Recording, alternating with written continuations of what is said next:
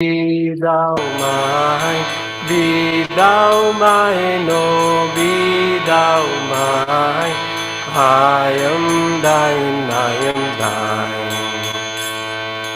Lord, I am thine, I am thine, I am thine. Lord, I am thine, I am thine. Lord, I am thine, I am thine, I am thine. Lord, I am thine, I am thine. Be thou mine, oh, be thou mine. Be thou mine, oh, be thou mine. I am thine, I am thine. Be thou mine, oh, be thou mine. Be thou mine, oh, be thou mine. I am thine, I am thine. प्रभु मैं तुम्हारा, मैं तुम्हारा, मैं तुम्हारा. प्रभु मैं तुम्हारा, तुम्हारा. प्रभु मैं तुम्हारा, मैं तुम्हारा, मैं तुम्हारा. प्रभु मैं तुम्हारा, तुम्हारा. हो जाओ मेरे, हो जाओ मेरे, हो जाओ मेरे, हो जाओ मेरे. प्रभु मैं तुम्हारा, तुम्हारा. हो जाओ मेरे, हो जाओ मेरे, हो जाओ मेरे, हो जाओ मेरे. प्रभु मैं तुम्हारा, तुम्हारा. Lord, I am thine, I am thine, I am thine. Lord, I am thine, I am thine. Lord, I am thine, I am thine, I am thine. Lord, I am thine, I am thine. Be thou mine, oh, be thou mine. Be thou mine, oh, be thou mine. I am thine, I am thine. Be thou mine, oh, be thou mine. Be thou mine, oh, be thou mine. I am thine, I am thine. Lord, I am thine, I am thine, I am thine. Lord, I am thine, I am thine. Lord, I am thine, I am thine, I am thine. Lord, I am thine, I am thine. Lord, thine, oh, be thou mine. Be thou mine, oh, be thou mine. I am thine, I am thine. Be thou mine, oh, be thou mine. Be thou mine, oh, be thou mine. I am thine, I am thine.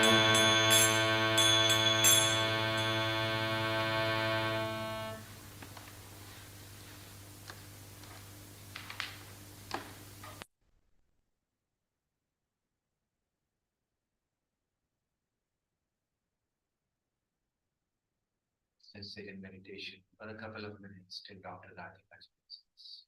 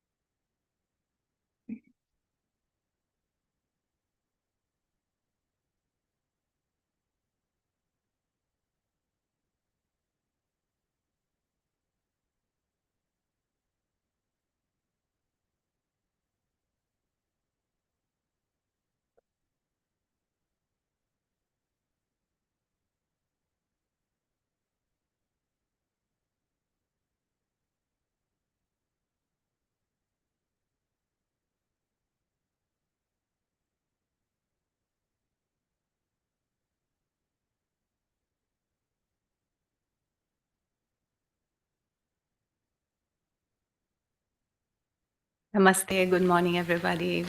Welcome to today's satsang. Let us all begin the satsang with a prayer. Heavenly Father, Divine Mother, Friend, Beloved God, Jesus Christ, Babaji Krishna, Lahiri Mahashay, Swami Sri Yukteswar Ji, Beloved Gurudev, Paramhansa Yogananda Ji, Saints and sages of all religions, humbly we bow at thy feet. Beloved Lord, fill our bodies with thy infinite strength. Fill our minds with thy infinite wisdom. Fill our hearts with thy infinite love. And fill our souls with thy infinite joy. We are thy children, Lord. Bring us home. Om Shanti, Shanti, Shanti.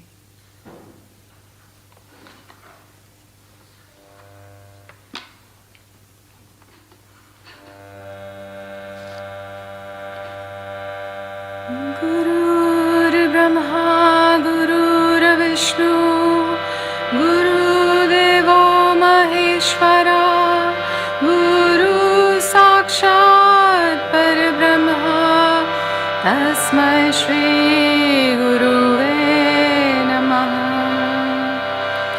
Brahmanandam Paramasukhadam Kevalam Jnanamurtim Dvandvatitam Gagana Sadrisham Tattvamasyadilakshayam Ekam Nityam Vimalam Achalam Sarvadhi Sakshi Bhutam Bhavatitam Triguna-rahitam Sadgurum Tvam Namami.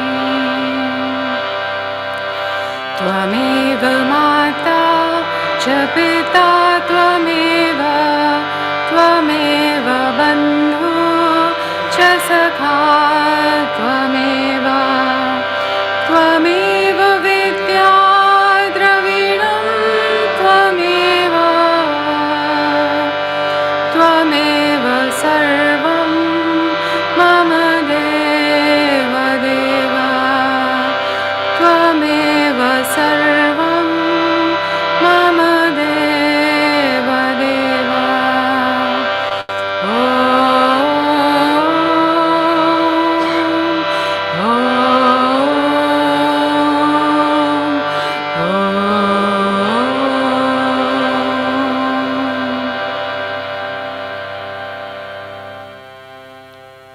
Let's call upon the Lord by singing the following chants.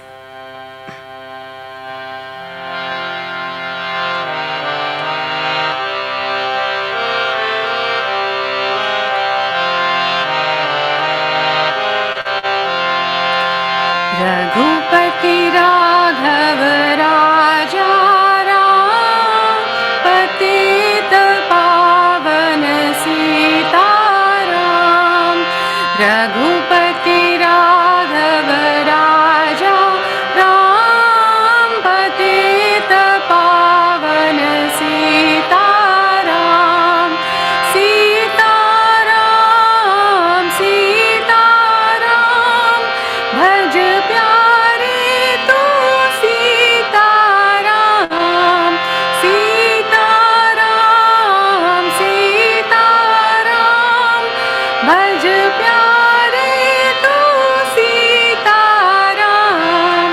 Raghupati Raghav Raja Ram Patita Pavan Sitaram. Raghupati Raghav Raja Ram Patita Pavan Sitaram. Ishwar Allah Tere naam sabko sanmati de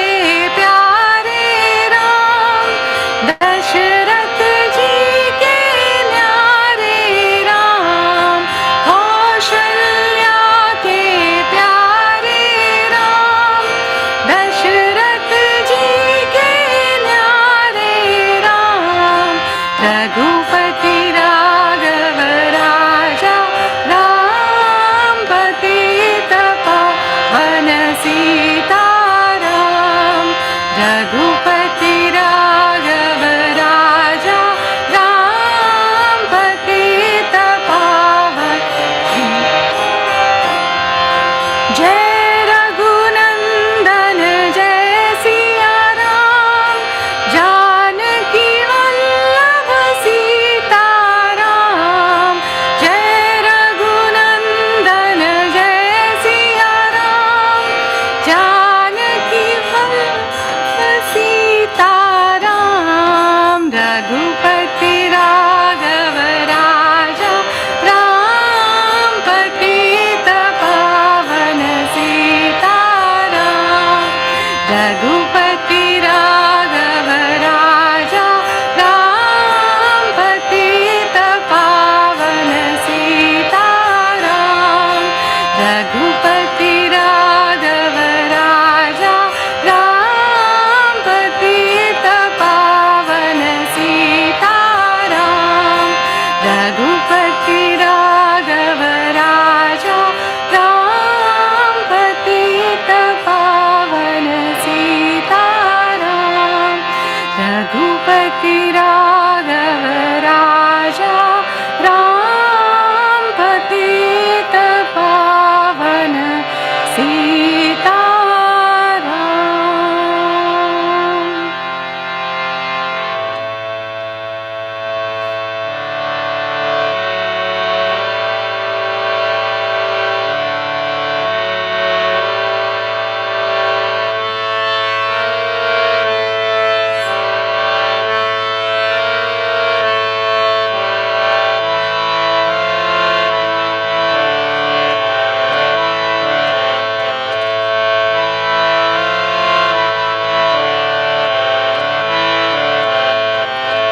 O thou King of the infinite, O thou King of the infinite, I behold thee in samadhi, I behold thee in samadhi, in joy and in more joy, in thy light of mellow joy, in joy and in more joy, in thy light of mellow joy.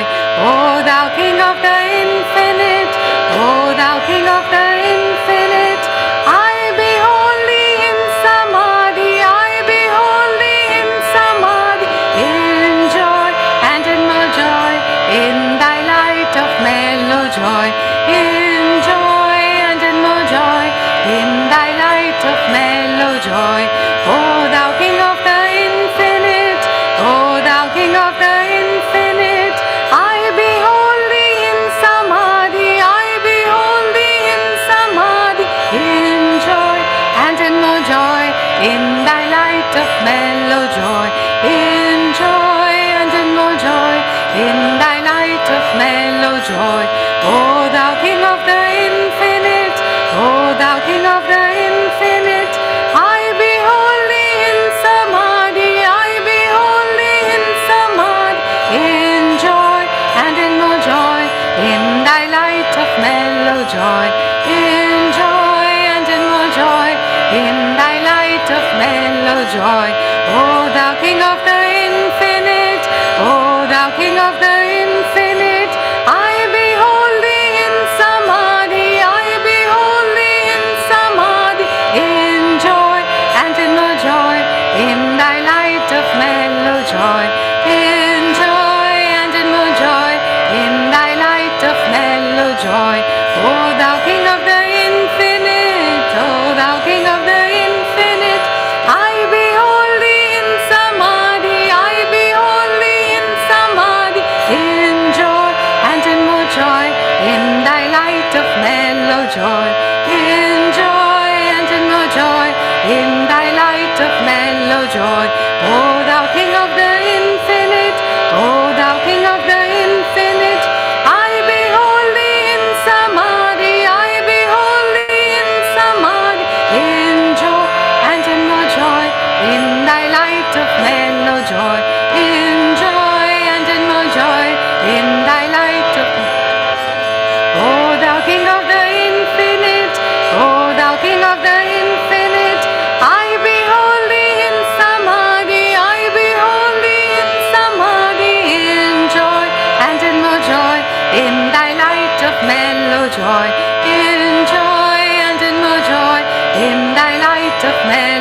joy.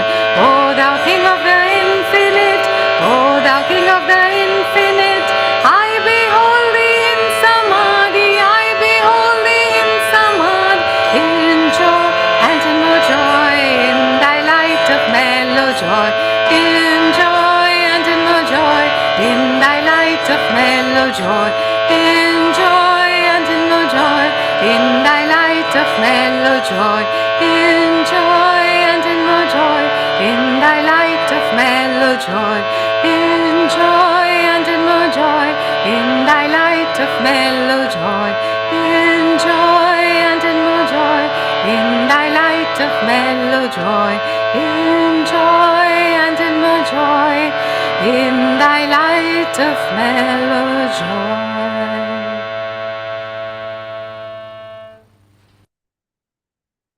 Let's sit in silence for a few moments,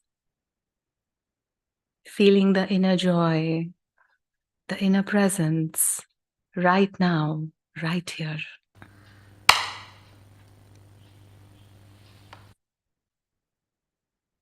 In joy, we have the same Swarup as Satchidananda.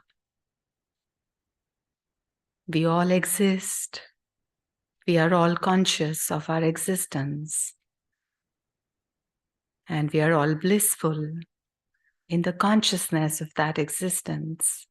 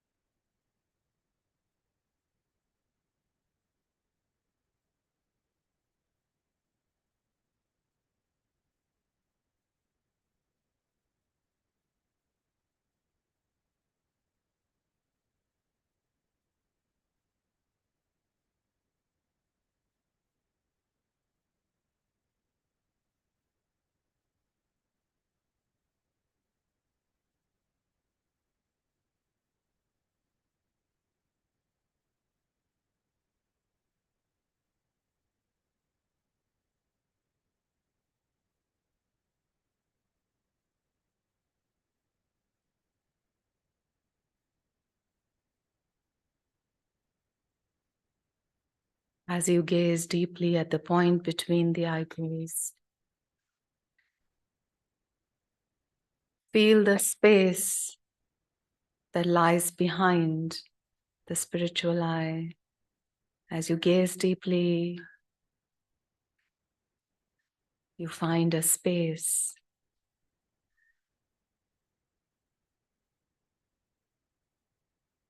Relax into that space.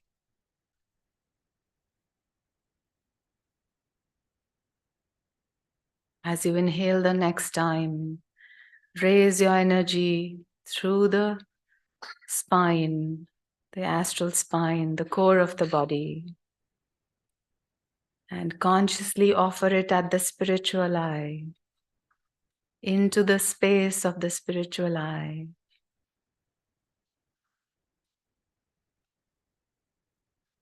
And with every breath, keep relaxing further into that space.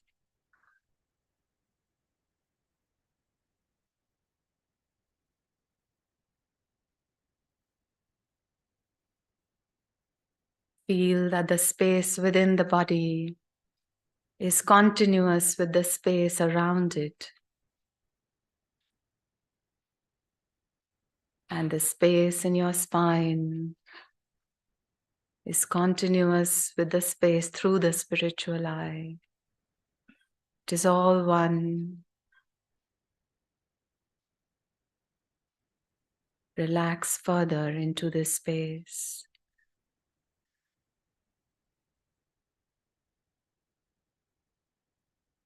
This space is not empty. It is impregnated with joy, with love, with power, peace and calmness.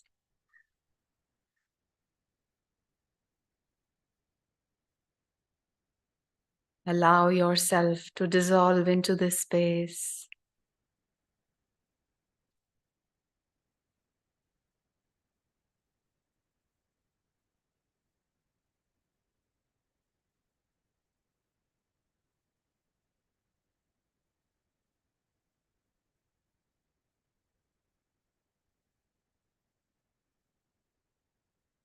Know that when you are in this space, which is deep within yourself, it is your own personal heaven. And if you gaze deeply, concentrate enough, and can steadfastly stay there, then nothing can touch you.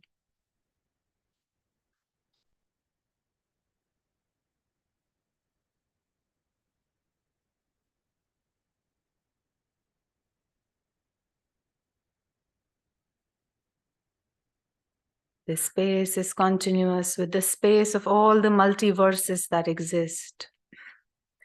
In this space float all galaxies, all stars, all planets, all life.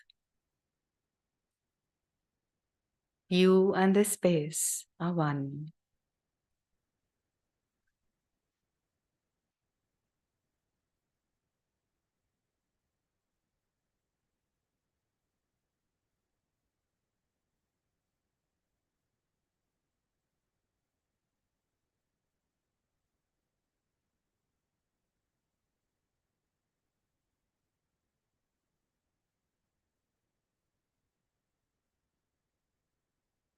As we sit in silence with interiorized consciousness, let us hear a few words on acceptance by Swami Kriyananda. One of the most difficult lessons in life is to learn to accept things as they are.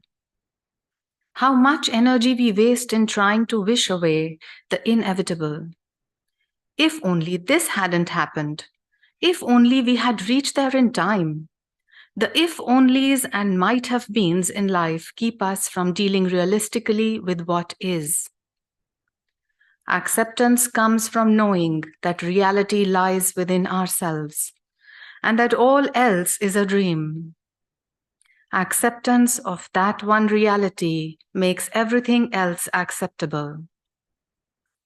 Instead of learning to come to grips with 1,000 individual challenges, therefore, make the supreme effort to accept God unconditionally into your heart. Accept all that comes in life as coming from His hands. He will give you what is best for you if you live for Him alone. We shall do the following affirmation a few times, starting loudly, then softly, then mentally. I accept with calm impartiality whatever comes my way, free in my heart. I am not conditioned by any outward circumstance. I accept with calm impartiality whatever comes my way, free in my heart. I am not conditioned by any outward circumstance. I accept with calm impartiality whatever comes my way, free in my heart. I am not conditioned by any outward circumstance. Now mentally follow the affirmation. I accept with calm impartiality whatever comes my way, free in my heart. I am not conditioned by any outward circumstance. Mentally follow this prayer. Shine thy delusion cauterizing light into the hidden nooks of my heart's feelings, lest somewhere, without my conscious knowledge, I have not accepted thee. If ever I err, strengthen me to accept thy discipline. For in thy will alone lies the happiness that I am seeking. Om Shanti, Shanti, Shanti.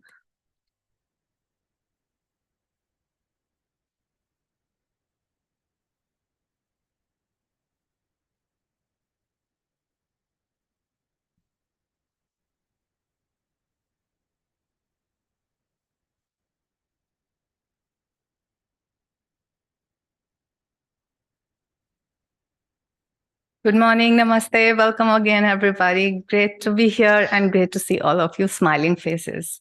Okay, so today we have a very interesting topic. Whatever comes of itself, let it come. Now, this phrase was given by Yogananda to teach us an attitude that we need to develop in the face of any circumstance. It could be success, it could be failure, it could be health, it could be disease, it could be pleasure, it could be pain. So he tells us that all these circumstances, whatever they may be, we should develop the attitude of an equanimous mind, a stable mind. In Hindi, we call it sambhav, whatever the situation be. In the same breath, actually, Swamiji goes ahead and in his book, Living Wisely, Living Well, he says, affirm always as my Guru taught, whatever comes of itself, let it come. After every disaster, no matter how great, life goes on. If not in this world, then in some other. An attitude of relaxed acceptance towards whatever happens to you will bring you great inner peace and happiness. Sri Yukteswarji has said, pain and pleasure are transitory. Endure all dualities with calmness while trying at the same time to remove their hold. So beautiful statements. If we can just follow this one statement, even that is sufficient for enlightenment. If we can see pleasure and pain as just the same, then we are enlightened already in a sense, because then we can see that every atom of the universe is just the same, that every human being and every living creature and even the inanimate objects are just the same, the one reality. In fact, there's this story I'm sure you would have heard about a king who was a very righteous king, a good king, a very religious king who had scriptural knowledge as well. He would have many pandits and Brahmins in his court to tell him about the scriptures. And it was his habit to daily listen to some scripture or the other, learn from it, and then apply it to his kingdom. So after many years of such things, so he once decided that there are too many scriptures. I want to know the teachings of all the scriptures in just one sentence. So he called all the Brahmins in his court and he says, okay, can you condense the teachings of all the scriptures into one sentence? And that sentence should be so powerful that if any crying man hears the sentence, he will stop crying. And also if any laughing man hears the sentence, he will stop laughing. So it has to be one sentence. And he says, okay, I give you a particular time frame, maybe 3 months, 6 months. So he gives them a time frame and says, by then you should have come up with this sentence. So now the Pandits who are used to, all those great books around them, they are like baffled and they're confused. They don't know what to do.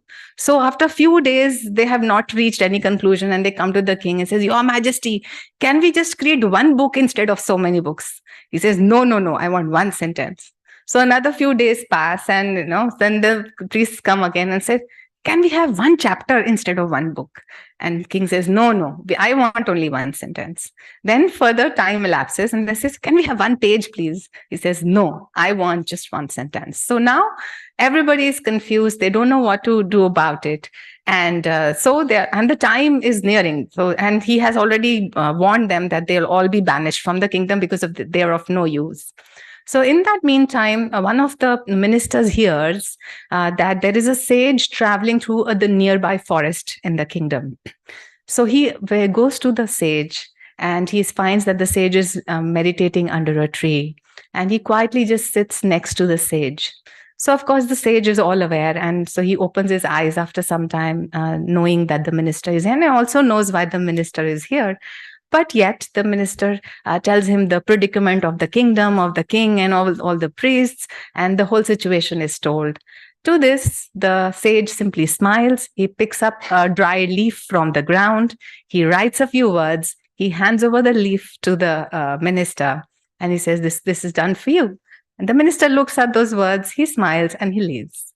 So then, as the time is nearing for the end of this predicament, so the final day, when the priests have actually raised their hands and they are unable to come to a single statement. See, so there are already, we should know there are Mahavakyas like, I am that. Aham Brahmasmi, Shivo Aham. But the second condition also has to be met. A crying man should stop crying immediately. A laughing man should stop laughing immediately. It has to be that statement. So anyway, so the king finally calls his people, and the minister comes, and he gifts the king a ring.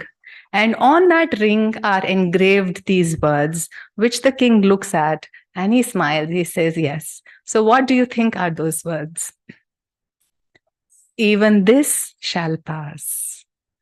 So however sorry a state or our life may be temporarily, know that it will pass. Similarly, however much partying you are having in your life, however much you are enjoying, whatever you are enjoying, even that will pass. The problem is not in impermanence. The problem is not in change. In fact, I would say change is very good. If there was no change, what would be the fun of life? If day did not turn into night and night did not turn into day, if seasons never changed, if all youthful people always stayed youthful, if all children stayed always children, there would be no fun.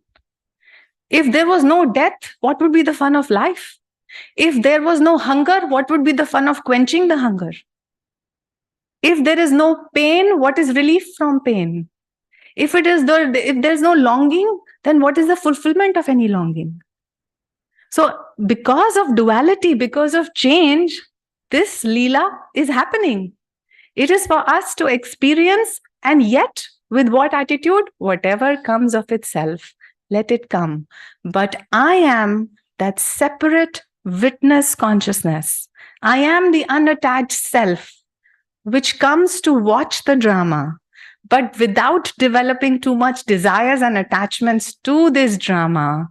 I participate, I fulfill my role, and then I give it back to God.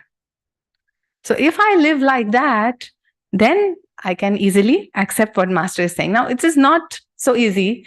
It's easy to say, but not easily done. So for example, you have won a lottery one day. And so, of course, you're jumping with joy and you're saying, you see, it is my good karma. I deserve this lottery. Next day, somebody steals your money. Can you still be as excited? It is my good karma. Somebody has stolen my money. So here, so when you're receiving, you're going higher in your ecstatic state. But as soon as you think something is being taken from you, you are feeling depressed. Now, again, to begin with, nothing was yours. But you thought it was yours. So there was this misconception. The ignorance that this belongs to me is the cause of all pain. But if I understand it never belonged to me, I am here just participating in this flow of life which is there. And yes, I have been given certain things to use in my life, but they're just for my use. The ground on which my house is built belongs to someone else. 100 years ago, then 500 years ago, then 1,000 years ago, maybe 20,000 years ago, 1 million years ago, the same land, it was never mine. And once I'm not in this body, it will belong to so many other generations. But I think, this piece of land in this colony, on this planet, which is just a dot in the multiverse, is mine. The air that I'm breathing, the air volume in this space, that is mine. The water that is in the jar in my kitchen, that is mine. And nobody dare take it. Who said H2O molecule is ours? It cannot be. But we think. So it is our own delusional attachment that causes us all the pain that happens. Similarly, if there is health, And we have been, good at maintaining health. So there are certain people who are very particular about what to eat, how much to exercise.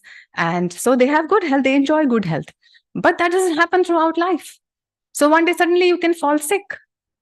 But can you still say that, oh no, because I have worked for my health, I am enjoying good health? So no, it will change. Can you still be equanimous? So Master said, if you enjoy good health for 50 years, you're happy. But if for few days or few months you fall sick, then you think that everything's finished for you. That is your problem. The universe will do what it has to do. But what you do with what is happening in your life will determine how you live, how happy you are all the time. Another example, when your children listen to you, you're very happy. I have given very good samskars to my children. I deserve that they are obedient. But few, as they grow, not listening. Can you still say, these are my samskars? You say, oh, pata nahi isko kya ho gaya hai. Galat company mein pad gaya hai. So suddenly you are, detaching yourself. So this is the truth of life. You are giving love to somebody. They may or may not give you love and friendship back. Can you still be the same? Can you still continue to give them love? So you love people not because they love you, but if they love you, you should love because it is your nature to love. Because when you love, you are happier rather than when you not love. So just give love because by loving, you feel happier. If we have that attitude without expectation, then even if the other person does not return friendship or love, then our heart doesn't hurt that much, isn't it? And Master used to say that, you be a friend to everybody. If they don't want your friendship, put your hand in your pocket. But as soon as they say, I want to be a friend, say, okay, come. So be a friend to everybody without expecting. That will also help you to rise above these pains. So what do we do? In fact, most of us think that life is unfair to us. It's unjust, is unfair. I'm sure everybody would have at some point thought that this is unfair. And it is actually, the universe is a neutral phenomenon. How we react to it, it becomes good or bad. And this, in Hindi, we have the kash word. Kash aaj mausam acha hota. काश मेरा पड़ोसी थोड़ा समझदार होता, काश मेरे साथ वाले ड्राइवर में ड्राइविंग सेंस ज्यादा होता, काश मेरा बॉस थोड़ा सा लीनियंट होता, काश मेरे कुलीग ज्यादा कोऑपरेटिव होते, काश मेरा लव इंटरेस्ट मुझे ज्यादा प्यार करता. So these are all the things that we have. No, I wish this was different than what it is. We keep on doing that day in and day out. And Swamiji said that wishing that things are different than what they actually are is the cause of maximum pain in your life. So always check. Whenever you are having pain in the mind or in the heart, let's leave the body aside, check, are you expecting something from somebody? You are expecting that people should behave in a certain way. You are expecting that the universe you're thinking universe owes you a lot and it is not giving you a lot. Breaking news, universe owes us nothing. Nothing. If we are expecting the universe, and when I say the universe, means all the people in it, means all the situations in it, and all the things in it. No one on this planet owes us anything. God doesn't owe us anything. Whatever, I am a child of God, all of us are. If I want something, I work for it, and the universal law is such that I get it. The law is made like that. But if I desire the wrong things, then I, of course, get the equal pain. But God has given me enough intelligence to decide what is right, what is wrong, what is pleasurable, what is painful, and where do I belong? Do I belong to pleasure or pain, or do I belong to a zone which is higher and beyond pleasure and pain? From where am I operating? Am I still thinking every day that the universe, the government of India, the health ministry, and my neighborhood, the RWA, they all owe me something. They have wronged me. Do I get up every morning with this opinion? Then I'm sorry, I'm going to have pain. They never owed you anything in the first place, but you only thought. So again, this is a way to, separate yourself from what you're getting from the universe. You're going to get. So there is this story from Buddha's life where, the disciples of Buddha once asked him, they say that, we are all meditating and we are going towards enlightenment.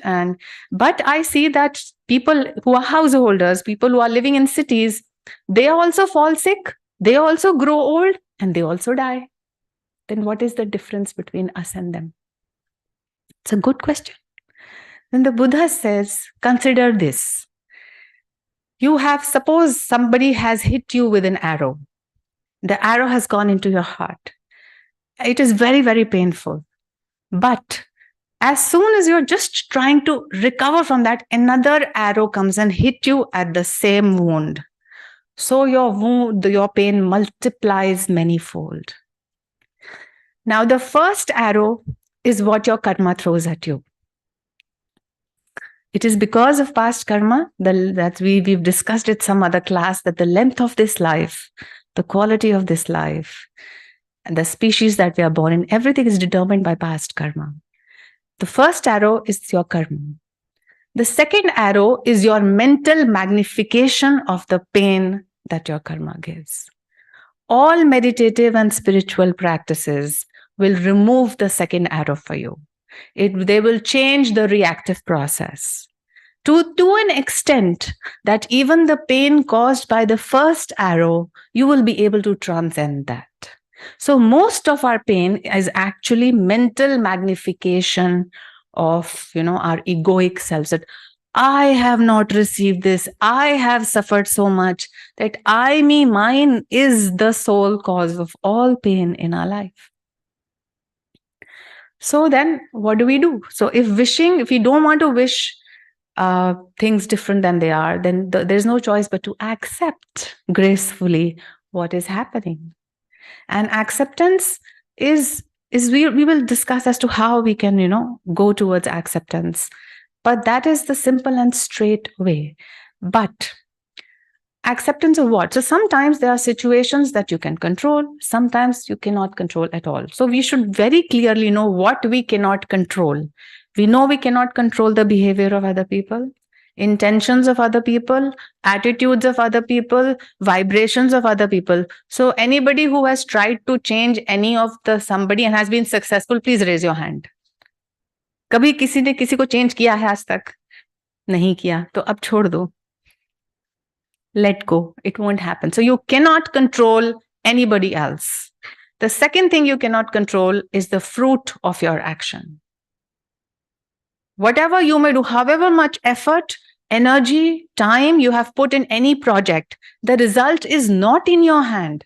Of course, the law of the planet is like that you work in a particular way, you do get certain results. But Krishna clearly says in the Gita that thy right is on action alone, never for the resultant fruits of action. So again, expecting from the universe, मैंने तो इतना काम किया, universe ने तो मुझे कुछ दिया नहीं. Again, thinking that the universe owed me something.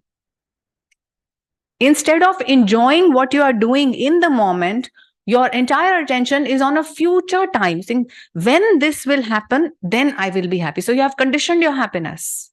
When I will receive this, then I will be happy. You are actually saying, I'm not happy right now. You are reinforcing, you are affirming to yourself that some other point in space and some other point in time is going to make you happy. So we have no control over the fruits of action.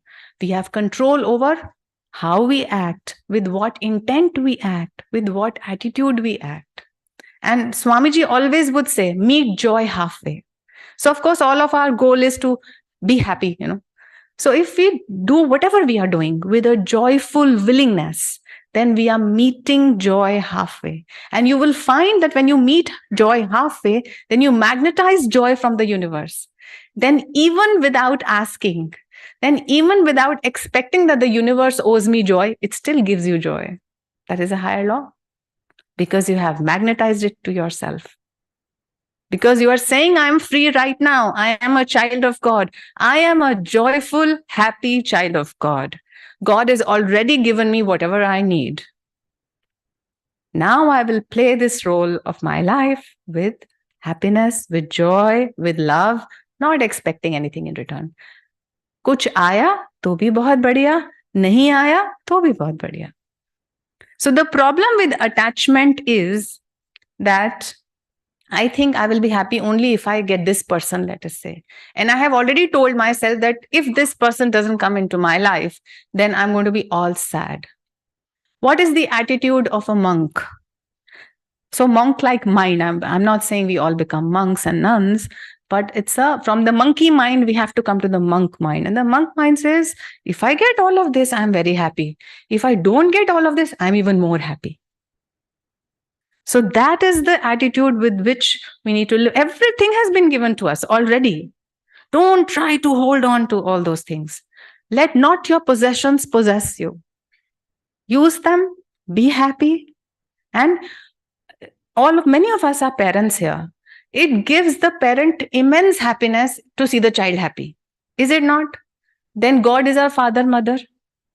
Just by being happy children of God, we are pleasing the Father. Parents don't need anything from their children.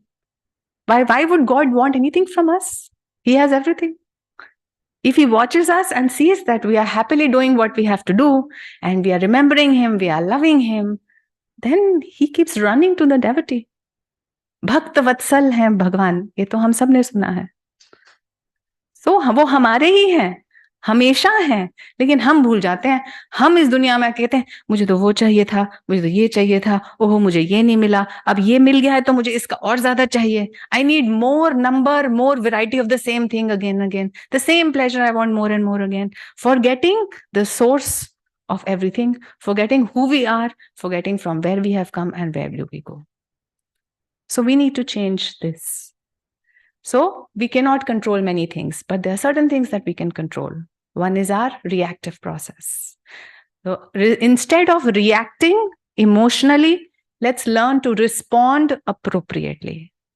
Then we can actually rise above the situation. So in this, some people might say that if somebody is angering me and, I have this righteous anger, should I not be angry? So sometimes the children are behaving badly and they need to be taught a lesson. The parent does scold them. But in the parent's heart, does the love for the child change? No. So the anger is only superficial and only befitting the role that soul is playing at the moment. It never actually touches you inside. You can never really get angry with your child, really from the heart, that you hate that child and you say, I don't want to see you and all that. You don't do that. So inside you still love. Inside you still want the best for the child. But on the outside, you have to play the role of a parent or a teacher, in which you need to scold, in which you need to get angry. So you do that without getting touched inside. Also, you can at every moment decide whether in this current situation, I want to evolve, learn, and rise, or I want to reject, I want to resist, and I want to play the victim. This is a choice given to us at every moment.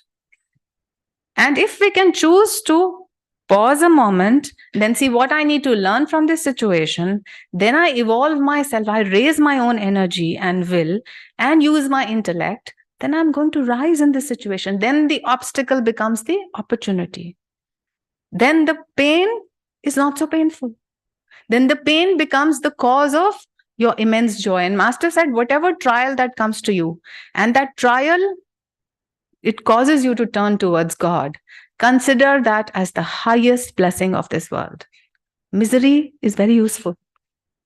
Use it to turn towards God. Every time you have any kind of pain, physical, mental, emotional, spiritual, give it to God. Make it the cause of you shifting towards God. Ask the right questions to the universe. At least start asking, why am I having this pain? And then who am I? What is this drama all about?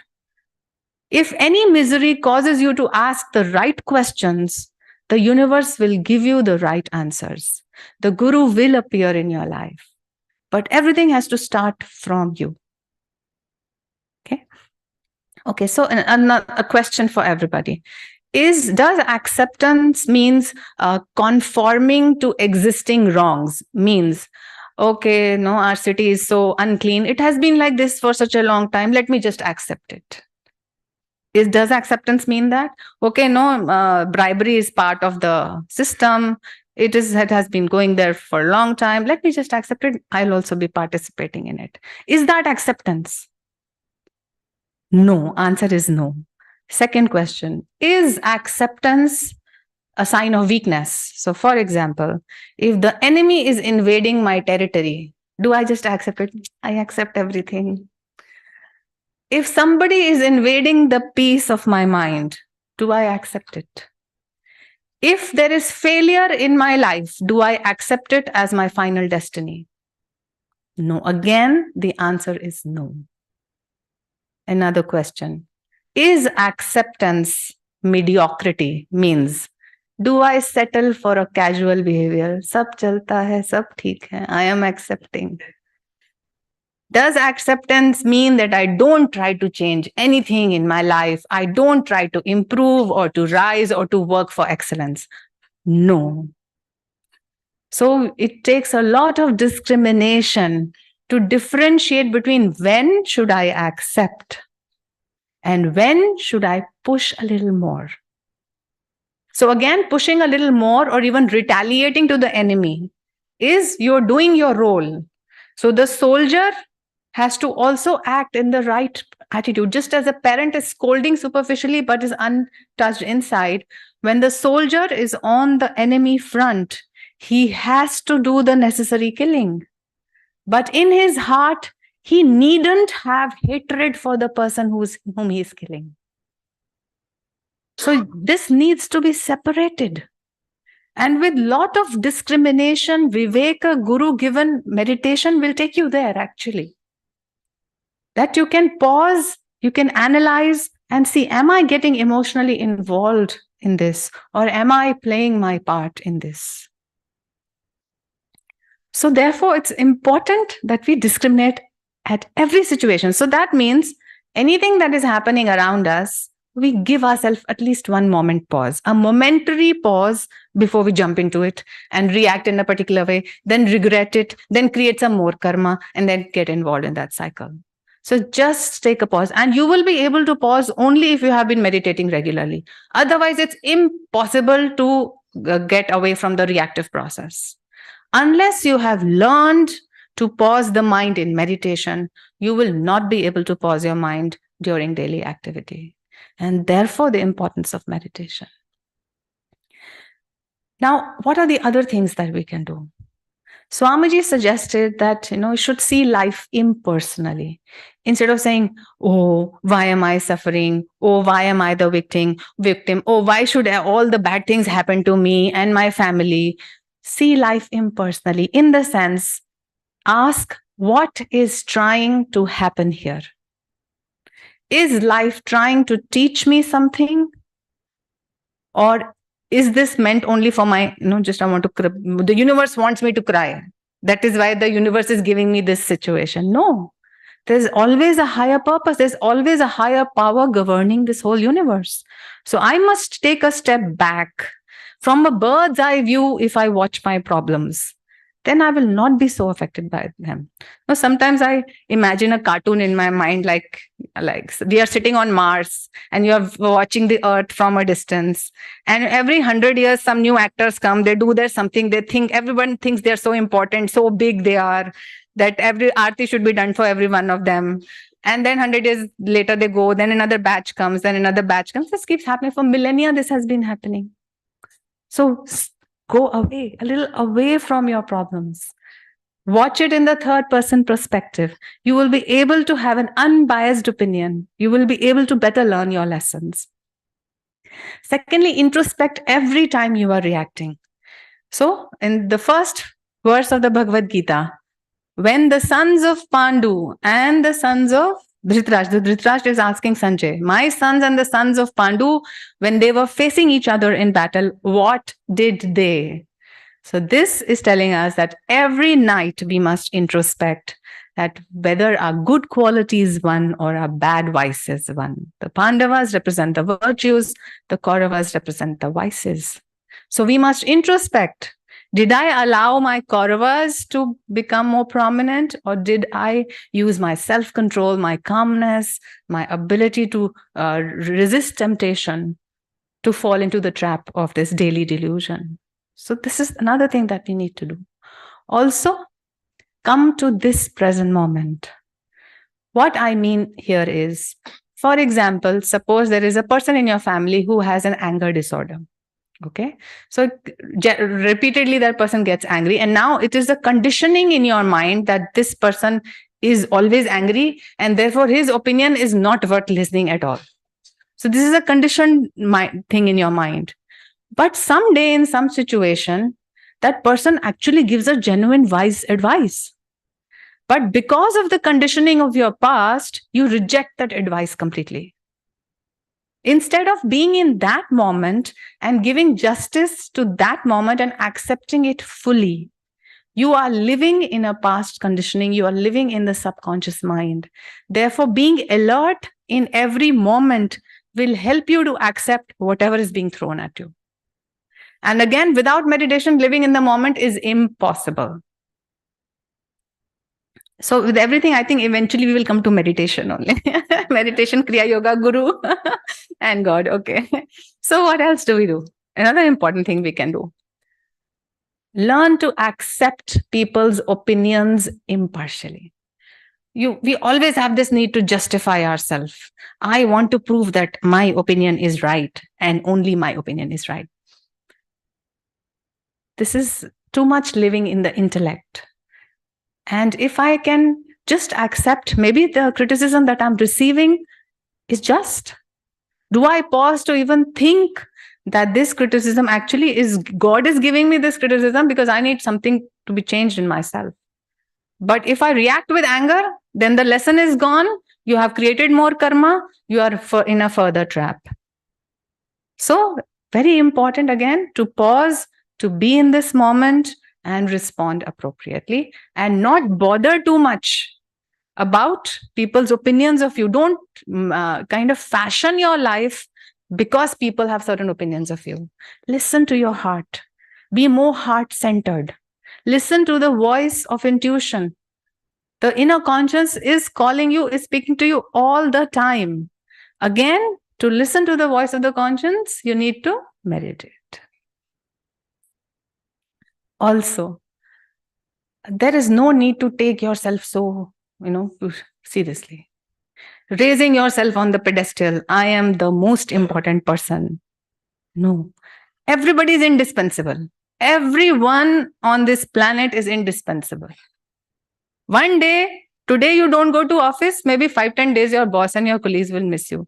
उसके बाद काम वैसे ही चलने वाला है. सारी दुनिया का काम बिल्कुल वैसे चलने वाला है. लेकिन आपने अपने आप को बर्डन करा हुआ है कि आई एम सो इम्पोर्टेंट. वो क्राउन आपने खुद ही पहना हुआ है नहीं, वो किसी ने दिया नहीं है आपको, लेकिन आपने पहन रखा और इसी के वेट के नीचे ही आप दबते चले जा रहे हैं. So know that nobody is so important. Life will go on. Relax into daily life.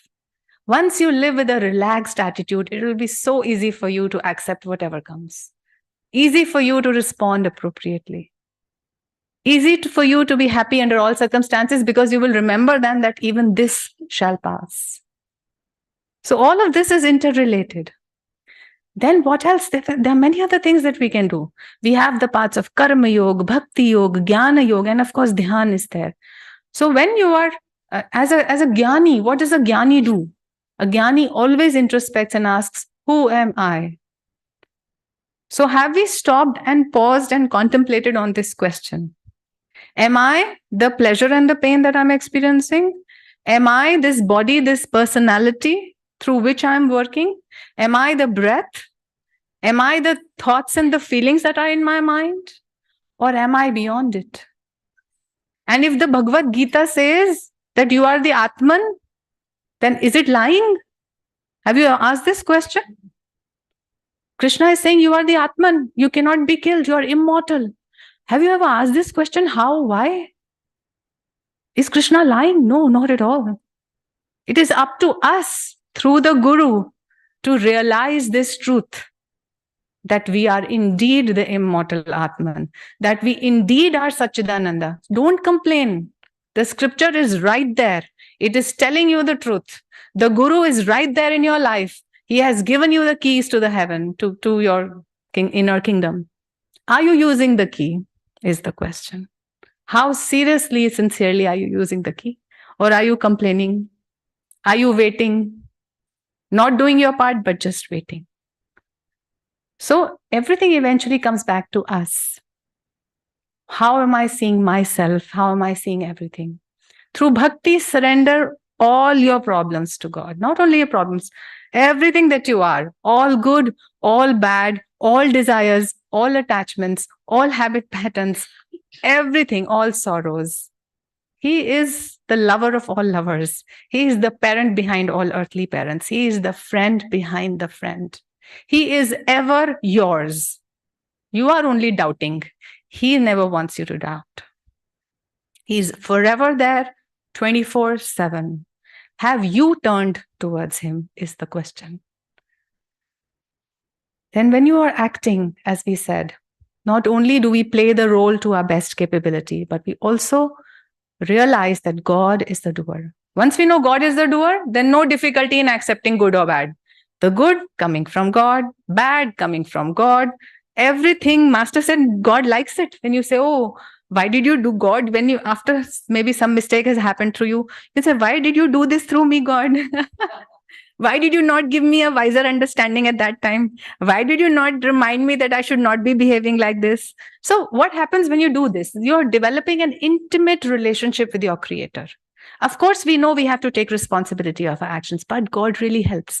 And Master said clearly that it's not that I never make a mistake, but if I do, God is there to correct it.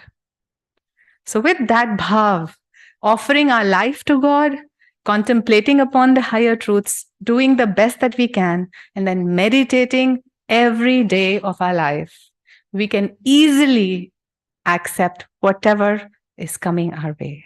And we can be unconditionally happy. This is not theory. This is the promise of the masters. This is the promise of all scriptures. It cannot be falsified. With that thought, dear friends, let's end the satsang and let's have the arati.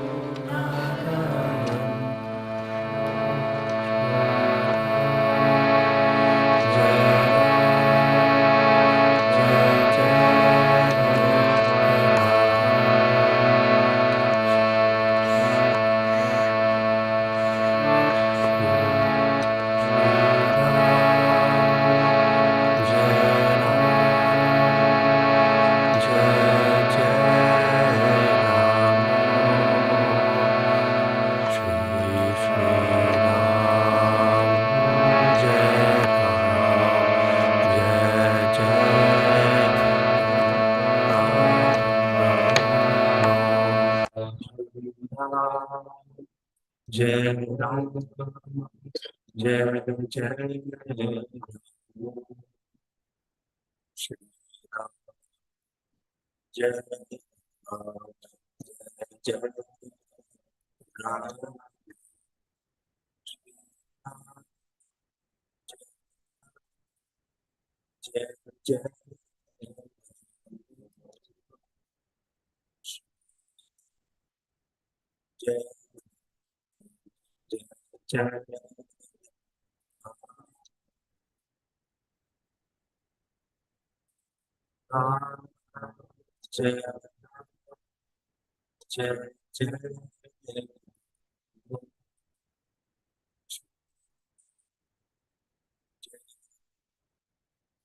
Shri Ram, Jai Ram, Jai Ram, Jai Jai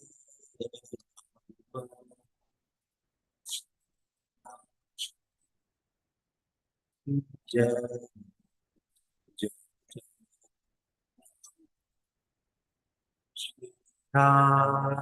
Jai Ram, Jai Jai Jai Jai Ram, Jai Ram, Jai Jai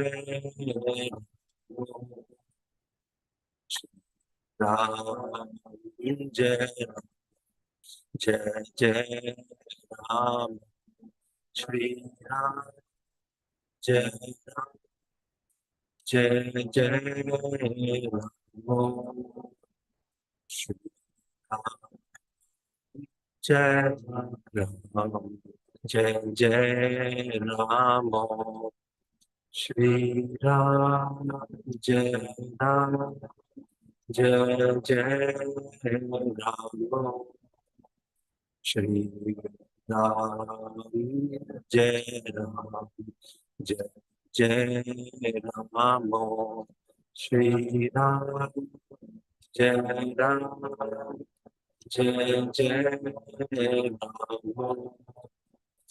Jai Shri Ram, Jai Ram, Jai Jai Ram, Shri Ram, Jai Ram, Jai Jai Ram, Shri Ram, Jai Ram, Jai Jai Ram, Shri Ram, Jai Ram, Jai Jai Ram, Shri Ram, Jai Ram, Jai Jai Ram, Shri Ram, Jai Ram, Jai Jai Ram, Shri Ram, Jai Ram, Jai Jai Ram, Shri Ram, Jai Ram, Jai Jai Ram, Shri Ram, Jai Ram, Jai Jai Ram, Shri Ram, Jai Ram, Jai Jai Ram, Shri Ram, Jai Ram, Jai Jai Ram, Shri Ram, Jai Ram, Jai Jai